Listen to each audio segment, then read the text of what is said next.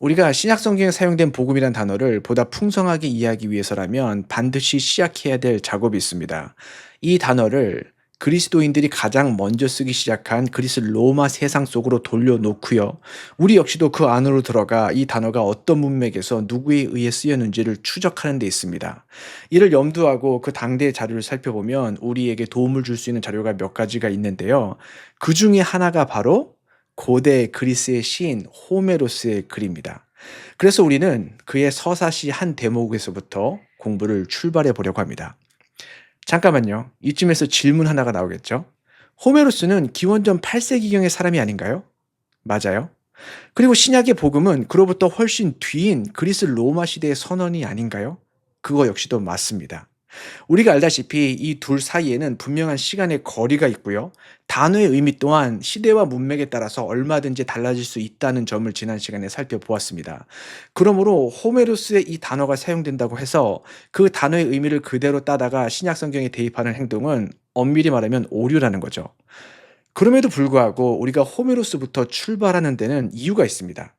그의 서사시는요, 그리스 로마 시대 때 오래된 유물로 박제되어 있었던 것이 아니라 그리스 로마 세계 전체에서 교육, 낭송, 그리고 인용을 통해 살아 숨쉬던 공동의 언어로 기능했습니다. 신약의 저자들과 그 청중들도 어릴 때부터 호메로스의 구절을 귀로 들으며 자랐다고 볼 수 있다는 거예요.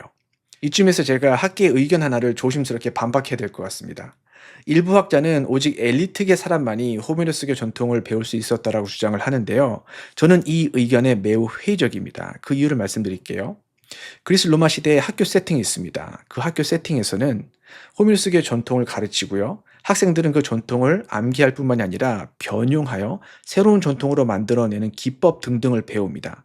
근데 아시다시피 그리스 로마 시대 사람들에게는 초등학교부터 고등학교 때까지 의무 교육이라는 시스템이 없었어요.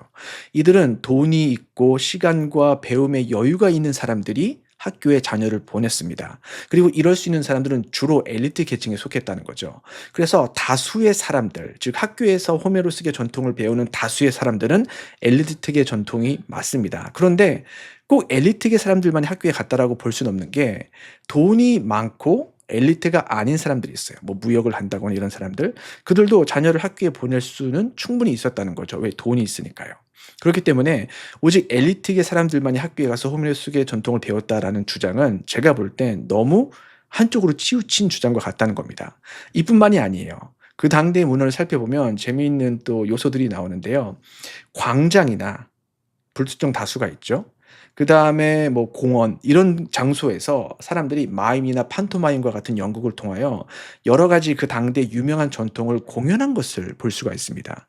아시다시피 광장이나 거리에 누가 있죠? 불특정 다수입니다.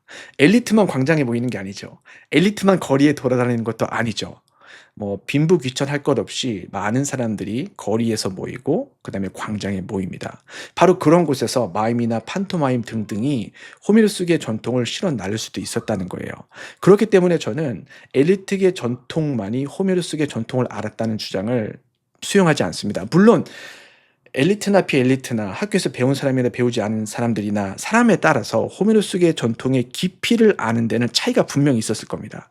그러나 호메로스계 전통이 갖고 있는 메인 줄거리가 있잖아요. 그런 것들은 뭐 남녀노소 가리지 않고 엘리트 비엘리트 가리지 않고 구전을 통하여 그리고 길거리나 광장이나 뭐 심지어는 학교 세팅을 통하여 접할 수 있는 공통의 언어였기 때문에 신약 성경의 저자가 엘리트이건 비엘리트이건 독자가 엘리트이건 비엘리트이건 할 것 없이 호메로스계 전통을 얼추 알고 있었다라고 저는 생각을 하고 이야기를 개진할 생각입니다.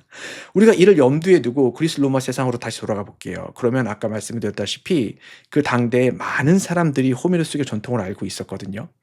그래서 복음과 호메로스계 전통 사이에 복음이란 단어가 함께 사용이 된다면 이 둘을 비교해 보면서 어느 지점에서 공명이 일어나고 어느 지점에서 불협화음이 일어나는가를 찾는 것은 우리의 공부에 충분히 개연성 있는 공부라고 생각합니다.